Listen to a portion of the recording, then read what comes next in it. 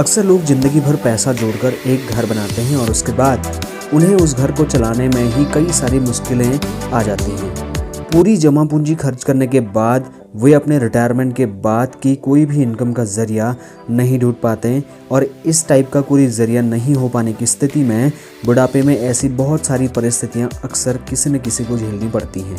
और अगर कोई शख्स अपने बच्चों या किसी और से मदद मांगना भी चाहता है तो नहीं मांग सकता है, क्योंकि उससे उसके आत्मसम्मान को ठेस पहुंचती है तो जिंदगी और भी बदतर हो जाती है।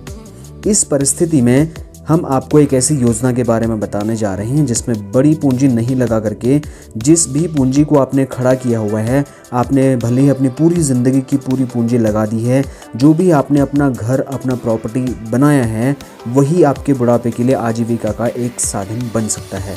नमस्कार, मेरा नाम है एडवाइज़र कृष्णा लोधियाल। मेरे यूट्यूब चैनल में आपका स्वागत करता हूँ। अगर आपने मेरा चैनल सब्सक्राइब नहीं किया तो सब्सक्राइब करके बेल आइकन प्रेस ज़रूर कर लीजिए, क्योंकि यहाँ पर आपको हर रोज़ किसी न किसी प्रकार की इंश्योरेंस या फिर फाइनेंशियल अपडेट से रिलेटेड वीडियोस मिलती रहती हैं।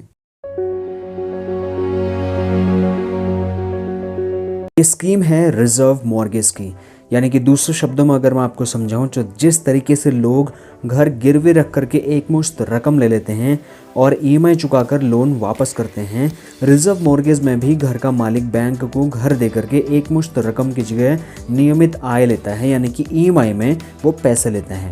इससे घर पर उस रहने वाले शख्स का जो मालिकाना हक है वो भी बना रहता है और वो उस घर में आराम से रह भी सकता है। इस योजना के तहत आवेदक की उम्र कम से कम 60 साल की होनी चाहिए। अगर आवेदक जॉइंट रूप से आवेदन कर रहा है तो उसके जीवन साथी की उम्र कम से कम 58 साल की होनी चाहिए। आवेदक की उम्र के आधार पर 10 से 15 साल की अवधि तक का लोन उसको मिल सकता है। अगर कर्ज की बात करें तो कर्ज की रकम कम से कम 3 लाख रुपए और अधिक से अधिक 1 करोड़ रुपए हो सकती है। घर बेहतर स्थिति में होना चाहिए और आवेदक के पास ही उसका पूरा मालिकाना हक होना चाहिए। कमर्शियल प्रॉपर्टी के लिए इस योजना का कोई भी फायदा नहीं मिल सकता है। आवेदक मंथली, क्वार्टरली, हाफ ईयरली या ईयरली यानी कि मासिक, तिमाही, छमाही या फिर साल में एक बार या फिर एक मुश्त यानी कि पूरा पैसा एक साथ में भी उस रकम को ले सकता है जिसके एवज में वो अपनी प्रॉपर्टी को वहाँ पर लीज में दे रहा है। आवेदक को आरएमएल को वापस करने की कोई भी ज़रूरत नहीं होती है। इसकी वजह वो बैंक के पास रखे घर में रह सकता है, उसको किसी भी तरीके से अपने घर को छोड़ने की ज़रूरत नहीं है।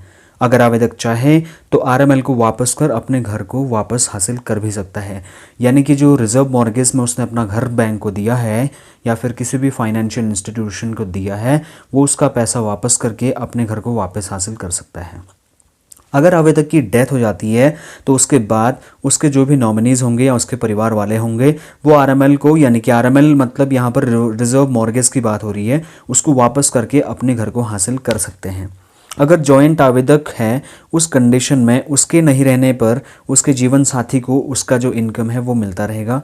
कर्ज की रकम किसी भी वक्त आउटस्टैंडिंग या मिलने वाली जो ईएमआई है उसकी गणना यानी कि उसकी कैलकुलेशन वैसे ही होती है जैसे बैंक के द्वारा दिए जाने वाले और जितने भी लोन होते हैं उनकी तरह ही इसकी भी कैलकुलेशन करके आपको दी जाती है।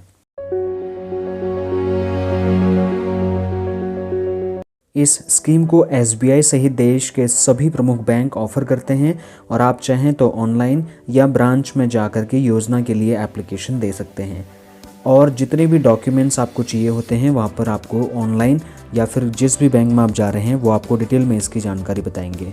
अगर आपको ये वीडियो पसंद आया तो इस वीडियो को लाइक ज़रूर करें। अगर आपके कोई सजेशन या फिर कोई क्वेश्चंस हैं तो कमेंट बॉक्स में लिखना न भूलें। अगर आप इस वीडियो को ज़्यादा से ज़्यादा लोगों तक शेयर करेंगे तो मुझे बहुत खुशी होगी। मिलता हूँ नेक्स्ट एक्साइटिंग सी वीडियो में, तब तक के लिए आप मेरे साथ बने रहिए। नमस्कार।